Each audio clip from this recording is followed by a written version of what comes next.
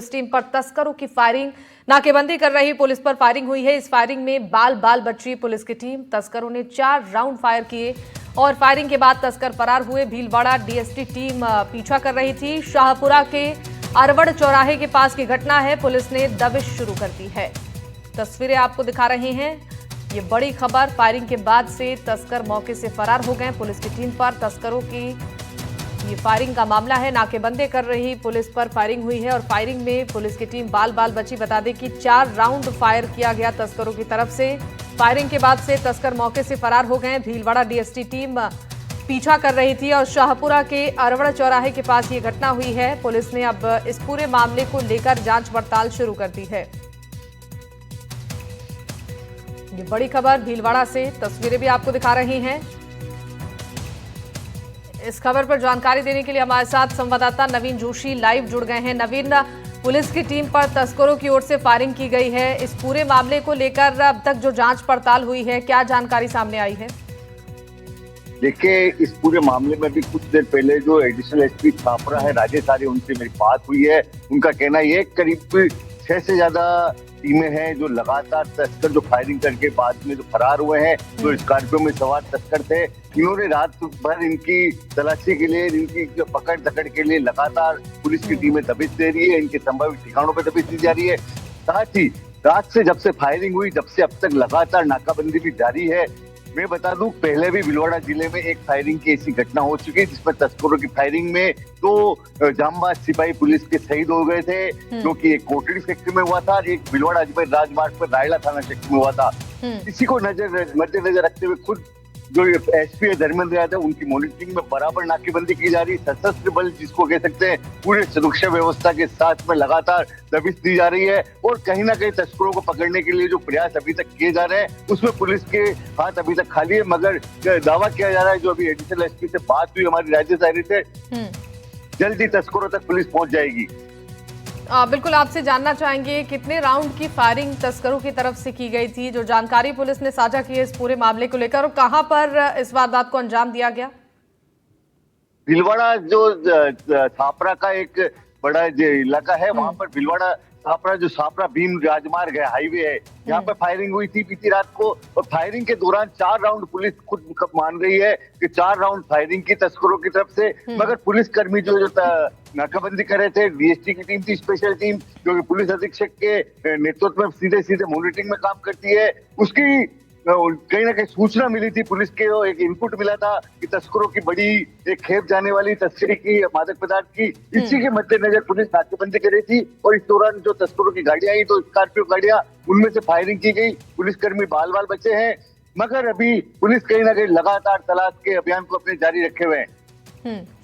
नवीन, आपसे जानना चाहेंगे, क्या ये जानकारी मिल पाई है कि कितने तस्कर इसमें शामिल थे? जिस गाड़ी से वो आए थे, क्या उसकी भी पहचान हो पाई है?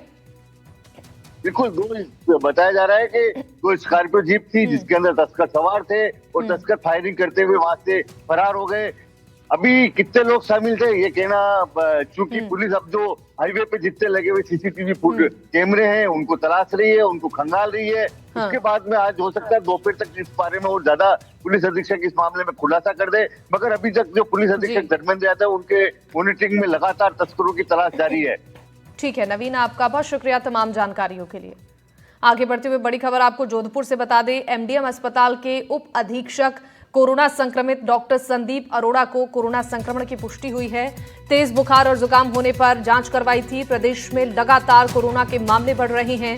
सोमवार तक 114 केसों की पुष्टि हो चुकी है। डॉक्टर अरोड़ा के घर में ही उन्हें क्वारंटीन किया गया है। तेज बुखार और जुकाम होने पर उन्होंने कोरोना के लिए टेस्ट कराया था और संभवतः किसी कोविड पॉजिटिव के संपर्क में आने से ही वो भी संक्रमित हुए हैं। ये बड़ी खबर आप तक पहुंचा रहे हैं। कोरोना के मामले राजस्थान में बढ़ते जा रहे हैं। प्रदेश भर में अब तक 100 से भी ज्यादा मामले सामने आ चुके हैं।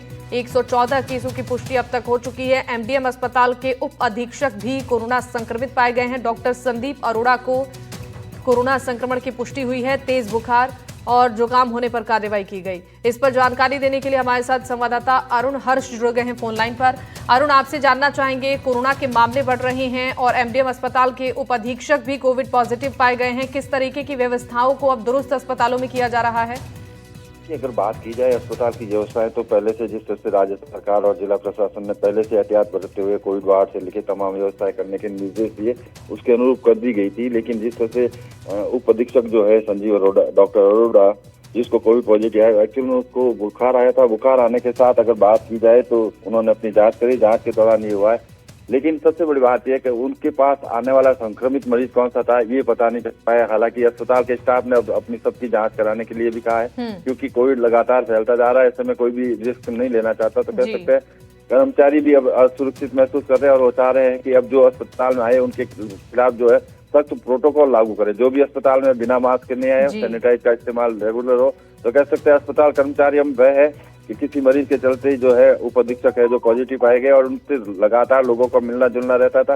वैसे में दूसरे लोग भी चाहते हैं, कर्मचारी चाहते हैं कि अब जो सख्ताई से इस चीज की पालना हो अस्पताल में आने वाले मरीजों को लेकर। ठीक है, आपका धन्यवाद अरुण तमाम जानकारियों के लिए।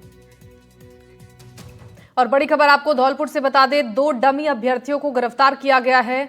प्री डीएलएड परीक्षा देने गए थे अभ्यर्थी, बायोमेट्रिक मशीन में मिसमैचिंग से खुलासा हुआ। निहालगंज थाना पुलिस ने गिरफ्तार किया है। दोनों आरोपियों से पुलिस पूछताछ कर रही है। गैंग में अन्य लोगों के भी शामिल होने की आशंका है। धौलपुर से खबर है, जहां प्री डीएलएड परीक्षा के 2 डमी अभ्यर्थियों को निहालगंज थाना पुलिस ने गिरफ्तार किया है।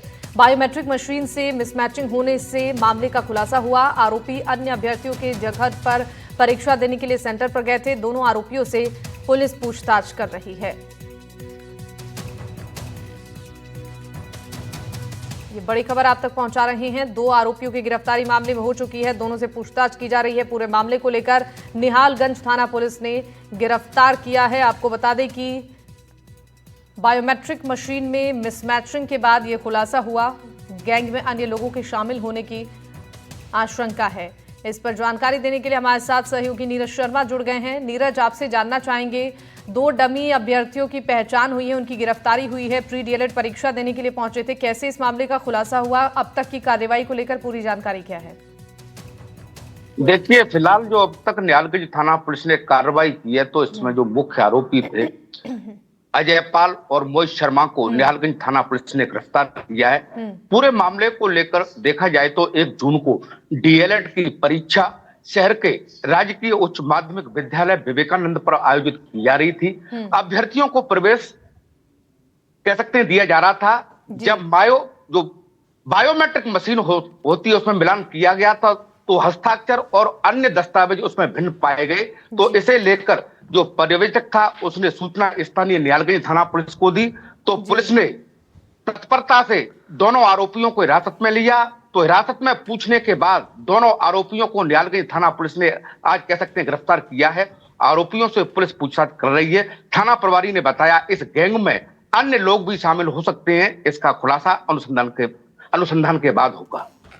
बिल्कुल, यानी कि गिरफ्तारी हो चुकी है और पूछताछ भी की जा रही है। आपसे जानना चाहेंगे, जिस तरीके से नीरज, परीक्षा केंद्रों पर व्यवस्थाओं को लेकर भी सवाल खड़े होते हैं कि कैसी यहाँ पर सुरक्षा व्यवस्था है, जांच पड़ताल को लेकर किस तरीके के इंतजाम किए गए हैं। तो आपसे जानना चाहेंगे, परीक्षा केंद्र पर कैसी व्यवस्थाएं थी कदाचार मुक्त परीक्षा के लिए? देखिए, परीक्षा केंद्र पर जब माकूल व्यवस्था थी उसी की वजह से यह खुलासा हो पाया, क्योंकि जो भी अभ्यर्थी वहां पर प्रवेश ले रहे थे तो उनकी छानकर तलाशी ली जा रही थी। बायोमेट्रिक जो मशीन थी उससे मिलान किया जा रहा था। तो जो कह सकते हैं दोनों अभ्यर्थियों का मिसमैच हुआ, उसके बाद इस मामले का खुलासा हुआ, इस मामले का भंडाफोड़ हुआ। इसके बाद ही पुलिस ने इन दोनों आरोपियों को हिरासत में लिया। तो दोनों जो अभ्यर्थी थे अन्य अभ्यर्थियों के स्थान पर परीक्षा देने के लिए आए थे। अब इस मामले में क्या पैसों के माध्यम से ये लोग परीक्षा देने आए थे या इनके परिचित थे, इस मामले को लेकर फिलहाल आरोपियों से पुलिस पूछताछ कर रही है। ठीक है नीरज, आपका बहुत शुक्रिया तमाम जानकारी देने के लिए। आगे बढ़ते हुए बड़ी खबर जयपुर से आपको बता दें, जयपुर में कैब चालकों की हड़ताल। ओला उबर के कैब चालकों की हड़ताल हुई है। कई मांगों को लेकर अनिश्चितकालीन हड़ताल। कंपनियों का जयपुर में दफ्तर हो, कैब चालकों की ये मांग है। निजी गाड़ियों को कैब सेवा से बाहर करने की मांग, न्यूनतम किराया लागू करने की मांग और सामाजिक सुरक्षा सुनिश्चित करने की मांग की गई है। जयपुर से बड़ी खबर है, जयपुर में कैब चालकों की हड़ताल होने वाली है। बता दें कि ओला उबर के कैब चालकों ने हड़ताल की है। कई मांगों को लेकर अनिश्चितकालीन हड़ताल पर है कैब चालक। कैब चालकों का कहना है कि कंपनियों का जयपुर में दफ्तर होना चाहिए, निजी गाड़ियों को कैब सेवा से बाहर करने की मांग है, न्यूनतम किराया लागू करने की मांग है और सामाजिक सुरक्षा सुनिश्चित करने की भी मांग की जा रही है। तो कैब चालकों की मांगे क्या है वो भी हम आपको ग्राफिक्स के जरिए दिखा रहे हैं। दरअसल जयपुर में कैब चालकों की हड़ताल ने लोगों की परेशानी बढ़ा दी है। ऐप आधारित प्लेटफॉर्म ओला उबर रैपिडो के लिए वाहन चालकों की हड़ताल अब देखने को मिल रही है। हड़ताल की वजह से काफी इंतजार के बाद भी लोगों को एक जगह से दूसरी जगह जाने के लिए कैब नहीं मिल रही। कैब चालक 4 मांगों को लेकर अनिश्चितकालीन हड़ताल पर हैं।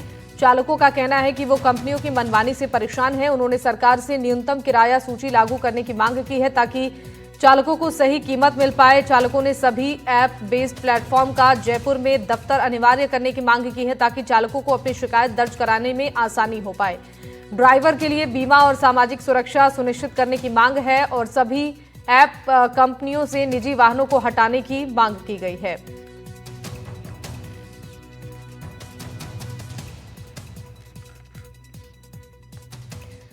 और डीग से बड़ी खबर आपको बता दें, तेज आंधी के चलते भारी नुकसान हुआ है। गांव हिंगोटा में गिरा मकान, एक बुजुर्ग महिला गंभीर रूप से घायल है। घायल का अस्पताल में इलाज जारी है। तेज आंधी और बारिश का अलर्ट जारी किया गया है, ये बड़ी खबर।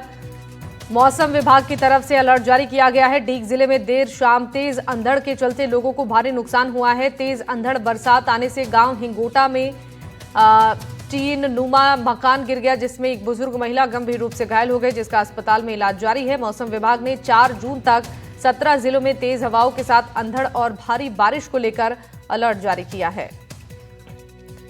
तो आंधी से नुकसान हुआ है, तस्वीरें आप देख रही हैं। 17 जिलों में भारी बारिश को लेकर अलर्ट जारी किया गया है। डीग से ये बड़ी खबर है, मौसम विभाग की तरफ से अलर्ट जारी किया गया है। तेज आंधी के चलते काफी नुकसान यहां पर हुआ है। गांव हिंगोटा में एक मकान गिर गया, जिसमें एक बुजुर्ग महिला गंभीर रूप से घायल हो गई।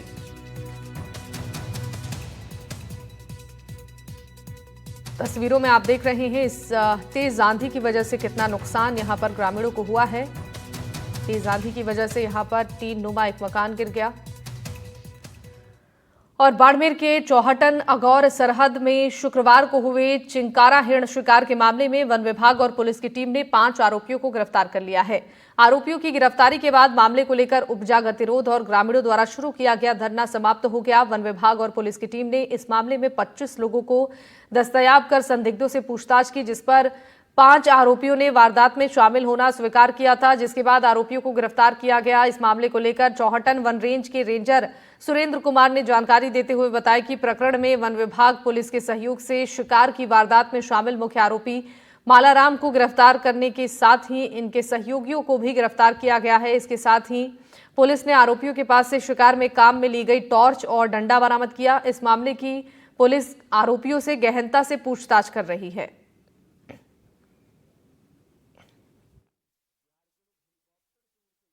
अभियुक्तों को डिटेन किया था, उनसे पूछताछ करते करते हमने 5 मुख्य आरोपी को गिरफ्तार किया, जिसमें से 2 मुख्य शिकारी प्रवृत्ति के हैं जो काफ़ी टाइम से लिप्त हैं। उनको आगे भी उनका अनुसंधान जारी है और भी कड़ियाँ जैसे जुड़ती जाएगी हम उसमें और भी गिरफ्तारियाँ हो सकती है। इसमें मुख्य रूप से बालाराम जो आटिया गांव है यहाँ पे, उसका निवासी है। एक नंदलाल करके है, वो भी आटिया गांव का है। और 3 हैं यहाँ पे जो उनसे प्रोडक्ट लेते थे या उनसे संबंध रखते थे, जिसमें से एक प्रभाकर है जो चौटन निवासी का है, एक गवारिया है स्वरूप राम और एक सवाई राम जो यहाँ चौटन के निवासी है। 3 बाकी और आगे जांच जारी है। जो भी अगर आगे मुलजिम गिरफ्तार होंगे तो आपको सूचित करेंगे। और भीलवाड़ा के आसींद क्षेत्र में पैंथर की वजह से दहशत का माहौल है। बताया जा रहा है कि पैंथर ने नुआलिया और बड़िया का बांदा गांव में पैंथर का लगातार मूवमेंट रहा था। अब तक दोनों ही गांवों के आसपास पैंथर पालतू पशुओं को निशाना बना रहा था, लेकिन सोमवार को पैंथर ने अचानक लोगों पर हमला शुरू कर दिया। पैंथर ने अलग अलग जगहों पर 4 लोगों पर हमला कर उन्हें घायल किया। दोनों लोगों पर पैंथर ने घर में घुसकर हमला किया, जबकि एक महिला को खेत में अपना निशाना बनाया। सभी 4 लोगों को जिला चिकित्सालय में भर्ती कराया गया और घायलों में 8 साल का मासूम बालक और साथ ही 2 महिलाएं भी शामिल हैं। सभी को जिला चिकित्सालय के ट्रॉमा वार्ड में भर्ती कराया गया, जहां पर डॉक्टर की स्पेशल टीम उन पर नजर बनाई हुई है। और देर शाम को एक पैंथर एक घर में हमला करने के लिए घुसा, लेकिन जैसे ही पैंथर बाथरूम में गया, लोगों ने सूझबूझ दिखाते हुए उसे बाथरूम में बंद कर दिया और घटना के बाद से वन विभाग की स्पेशल रेस्क्यू टीम को सूचना दी गई। आज सुबह से कितने पैंथर चल रहे हैं आपके यहाँ? आज सुबह से 2 चल रहे हैं। अच्छा, इसमें से कितने पैंथर ने हमला कर दिया? एक पैंथर तो मेरे घर पर बंद है, बाकी का बाहर घूम रहा है। अच्छा, कितने लोगों को टोटल घायल किया आज? टोटल 5 लोगों को घायल किया। वन विभाग की टीम आई कि नहीं? सुबह से हमले हो रहे तो अभी तक नहीं आई। अच्छा, अभी तक वन विभाग की टीम नहीं आई? नहीं आई। आप पुलिस वाले की टीम है। एक पैंथर को तो ग्रामीणों ने हिम्मत जुटा के अपने घर के बाथरूम में बंद कर दिया। ये कुपाराम है जिसके घर में बंद किया हुआ है, मगर एक पैंथर अभी भी उस पूरे एरिया में घूम रहा है और दहशत फैल रही हुई है। देखना ये होगा, 4 लोगों का यहाँ पे इलाज चल रहा है। एक को आसीन चिकित्सालय में प्राथमिक उपचार के बाद छुट्टी दे दी गई, मगर वन विभाग की टीम जो कि जिम्मेदार लोग हैं, बताया जा रहा है, लोगों का ऐसा आरोप है ग्रामीणों का कि वो सुबह से अभी तक नहीं पहुंचे। सुबह 9:30 बजे पहली बार एक बच्चे पे हमला किया था, जिसको आंशिक रूप से चोट आई थी, मगर उसके बाद में लगातार एक के बाद एक अब तक 5 लोगों को ये अपने हमले के माध्यम से घायल कर चुका है पैंथर, मगर अभी भी वो पैंथर पुलिस और जो वन विभाग की टीम है उसकी पकड़ से दूर है। देखना ही होगा वन विभाग की रेस्क्यू की टीम आने के बाद में क्या कार्रवाई होती है, मगर अभी वहाँ के जो नुवालिया और आसपास के ग्रामीण हैं वो कहीं ना कहीं दहशत के माहौल में जीने को मजबूर है। नवीन जोशी, कैमरा पर्सन अरुण के साथ, NDTV भीलवाड़ा। धौलपुर में पुलिस ने पशु तस्करों पर बड़ी कार्रवाई को अंजाम दिया है। मनिया थाना पुलिस ने ट्रक में 50 जीवित पशुओं को ठूस कर ले जा रहे एक आरोपी को गिरफ्तार किया। जानकारी के मुताबिक धौलपुर के रास्ते से होते हुए उत्तर प्रदेश बूचड़खाने जा रहे 50 पशुओं को मनिया थाना पुलिस ने आगरा मुंबई राष्ट्रीय मार्ग स्थित चौकी हिनोता के पास मुक्त कराया है। कार्रवाई के दौरान पुलिस ने एक पशु तस्कर को गिरफ्तार किया है। थाना प्रभारी राम नरेश मीणा ने बताया कि स्थानीय पुलिस को मुखबिर से सूचना मिली थी कि एक ट्रक मध्य प्रदेश से पशुओं की तस्करी कर धौलपुर जिले की सीमा में होकर उत्तर प्रदेश के आगरा जिले की तरफ जा रहा है। मुखबिर की सूचना पर पुलिस ने नाकेबंदी कर कार्रवाई को अंजाम दिया। पुलिस की टीम ने नाकेबंदी कर तेज रफ्तार में आ रहे ट्रक को रुकवाया और फिर उसकी तलाशी ली। ट्रक में 50 जिंदा पशु ठूस कर भरे हुए थे। मौके से पुलिस ने पशु तस्कर को गिरफ्तार कर सभी पशुओं को मुक्त कराया। फिलहाल पुलिस ने इस पूरे मामले की गहनता से जांच शुरू कर दी है। साइबर थाना बांसवाड़ा ने एक बड़ी सफलता हासिल करते हुए प्रदेश भर में फैली लगभग 13 करोड़ रुपए की साइबर ठगी का खुलासा किया है। पुलिस ने इस गिरोह के मास्टरमाइंड अमन कलाल को गिरफ्तार किया है, जो कि इस पूरे गिरोह को चला रहा था।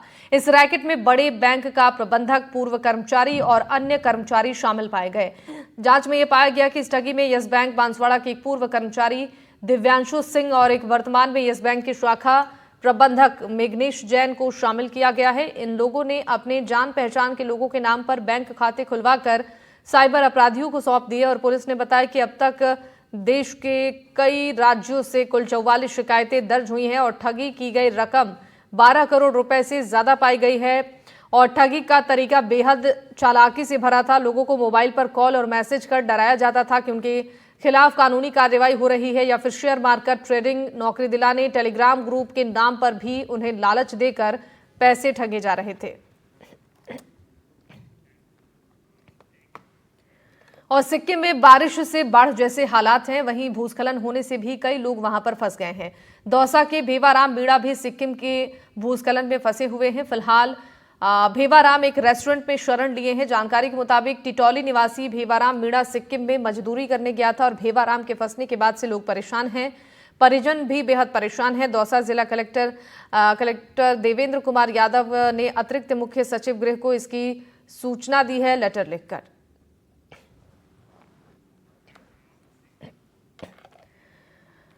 अलवर जिले के वीर सपूत भारतीय सेना के अग्निवीर संजीव सैनी जम्मू में शहीद हो गए। वो खैरथल तिजारा कस्बे के निवासी थे और संजीव सैनी अग्निवीर योजना के तहत भारतीय सेना में 2023 में शामिल हुए थे। उनकी पहली पोस्टिंग जम्मू में हुई थी और उनकी शहादत की खबर सुनते ही तिजारा में शोक की लहर फैल गई। सोमवार को उनका पार्थिव देह पैतृक गांव तिजारा लाया गया और पूरे सम्मान के साथ अंतिम विदाई दी गई। शहीद संजीव सैनी के बड़े भाई राहुल सैनी भी श्रीनगर में 28 वायु रक्षा में ऑफिसर के पद पर तैनात हैं। मेरे छोटे भाई अग्निवीर संजीव सैनी का वो अपनी मदर यूनिट 526 एसी बटालियन अम्पला चौक में तैनात थे। उस दौरान मैं अपनी यूनिट में तैनात था श्रीनगर में। जब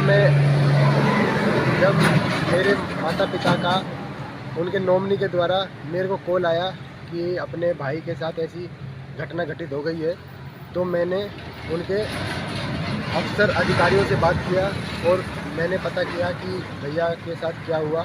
तो उन्होंने बताया कि घटना घटित हुई है और हम उनको 166 MS जम्मू में लेके आए हैं। हाँ, वो कल तक एडमिट रहे हैं और कल जो है वो उनका 1 तारीख की शुरुआती रात में 1:57 पर उनका देहांत हुआ।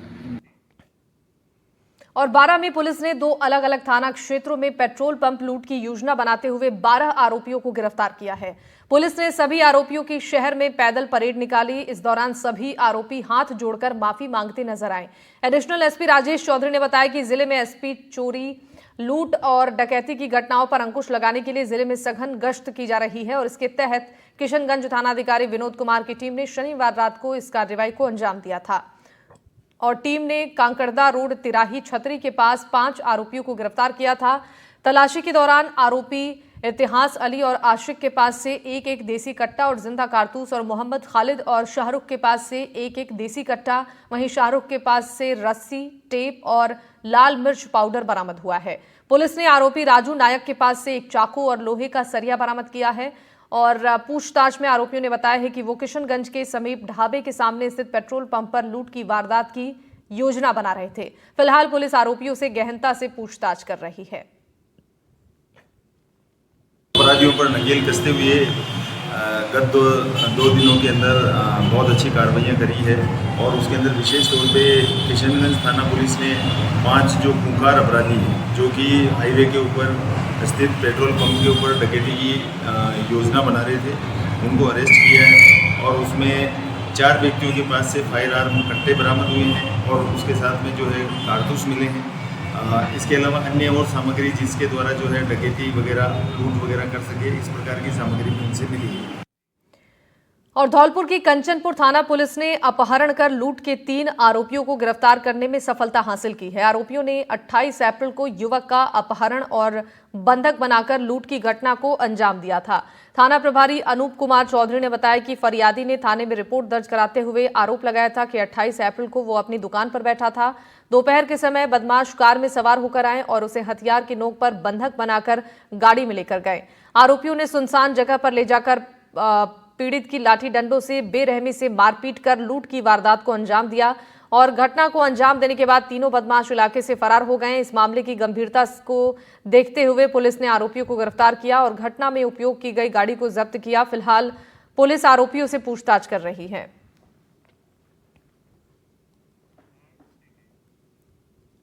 और डीडवाना में सोमवार रात को मूसलाधार बारिश हुई। पिछले कई दिनों से डीडवाना क्षेत्रवासी तेज गर्मी और उमस से परेशान थे, लेकिन बीती रात हुई करीब आधे घंटे की बारिश ने लोगों को गर्मी से राहत दी है। बारिश के कारण शहर के तमाम जगहों पर जलभराव की स्थिति हो गई है।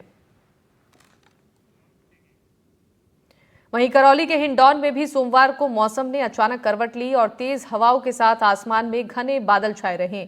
वहीं हिंडौन में हल्की बारिश ने मौसम को सुहाना कर दिया। बारिश के कारण तापमान में गिरावट दर्ज की गई, जिससे उमस भरी गर्मी से लोगों को राहत मिली।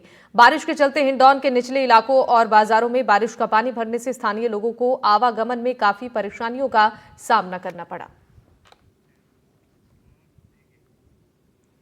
राजस्थान में वेस्टर्न डिस्टर्बेंस के चलते आंधी और बारिश की चेतावनी दी गई है। पिछले 2 दिनों से सीकर जिले में रुक रुक कर बारिश का दौर चला, लेकिन ये बारिश लोगों के लिए परेशानी का सबब बनी हुई है। सड़कें ऐसी तालाब बनी हुई है कि लोगों को पानी में गोते मारकर निकलने के अलावा कोई रास्ता नहीं सूझ रहा है।